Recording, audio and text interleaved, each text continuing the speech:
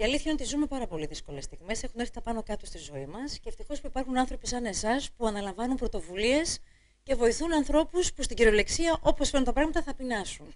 Κάνατε μια πάρα πολύ ωραία αστική μη κερδοσκοπική εταιρεία, το Μαζί. Ακριβώς. Ναι, έχω να διορθώσω. Θα πεινάσουμε. Μην βγάζουμε τους εαυτούς μας απ' έξω, γιατί έρχονται δύσκολες μέρες. Πολύ καλά το λέτε. Λοιπόν, η καθημερινότητα μας έδειξε ότι άνθρωποι σαν και εμάς και σαν και εσάς βρέθηκαν άνεργοι, και ο ένας γονιός και ο άλλος γονιός, με μικρά παιδιά, με δάνεια, με κάρτες, όπως όλοι οι Έλληνες. Και σκεφτήκαμε, σε μια ιδέα του Κώστα του Γκυλάκα, που είναι ο πρόεδρός μας, να κάνουμε μια αστική εταιρεία με κερδοσκοπικού χαρακτήρα. Την ονομάσαμε «Με αλληλεγγύη ζούμε ισότιμα» και τα αρχικά είναι «Μαζί». Είναι πάρα πολύ ωραίο έτσι όλο. Θα γίνω διαφημίστρια. Αν πεινάσω, θα γίνω διαφημίστρια. Ναι.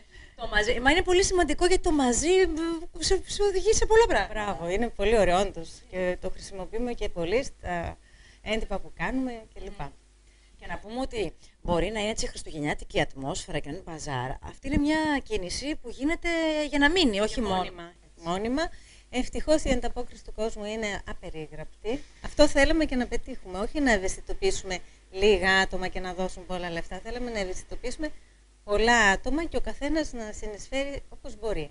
Παράδειγμα, ήρθε εδώ στο μπαζάρ μια κοπελίτσα από τη Ρόδο και μας είπε να πάρω ό,τι μπορώ να πάρω. Δεν έχω τίποτα. Πάρτε τα σκουλαρίκια μου να το πουλήσετε. Και τα έβαλε και το πούλησε.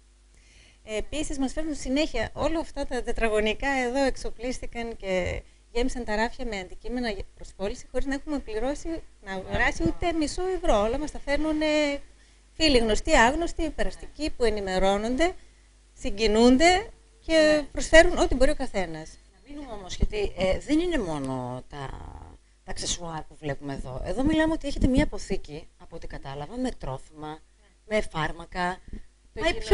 Το κοινωνικό παντοπολείο στεγάζεται στην Δαναίδων 9, δίπλα στο αστυνομικό τμήμα Πλατείας Δημοκρατίας, δίπλα στη Δωδεκανήσου. Και εκεί θα δίνουμε τρόφιμα και ρούχα σε πρώτη φάση. Σε οικογένειες με κάποια βάλαμε λίγο αυστηρά κριτήρια, γιατί θέλουμε να είμαστε σίγουροι ότι εκεί που το δίνουμε, εκεί έχουν τις μεγαλύτερες ανάγκες. Ναι, γιατί υπάρχουν και κάποιοι επιτίδοι.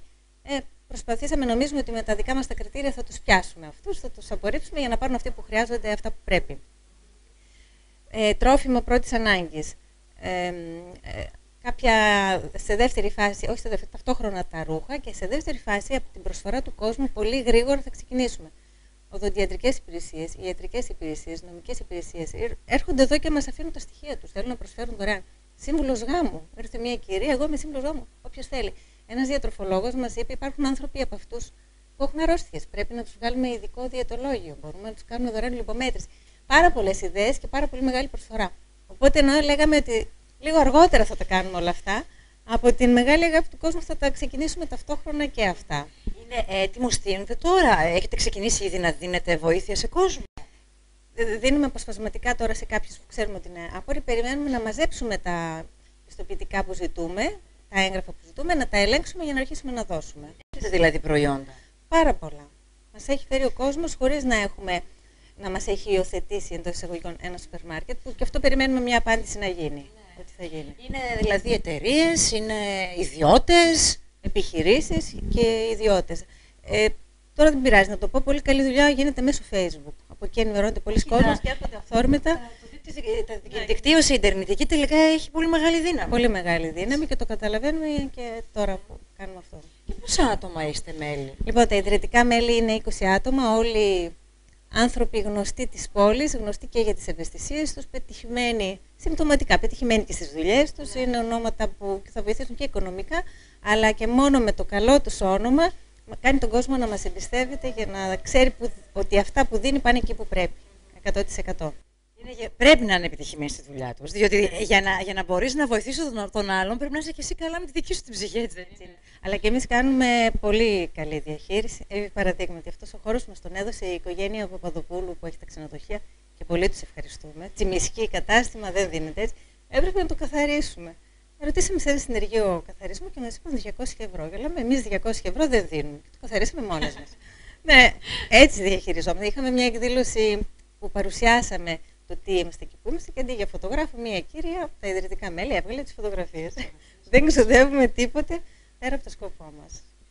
Τα βλέπετε, δηλαδή, τι μηνύματα παίρνει τον κόσμο, πώς τον βλέπετε τον κόσμο όταν έχετε να ζητήσει βοήθεια? Γιατί πολλοί ντρέπονται κιόλας, αν έχουν σοβαρό πρόβλημα, ντρέπονται να βγουν προς τα έξω να ζητήσουν βοήθεια.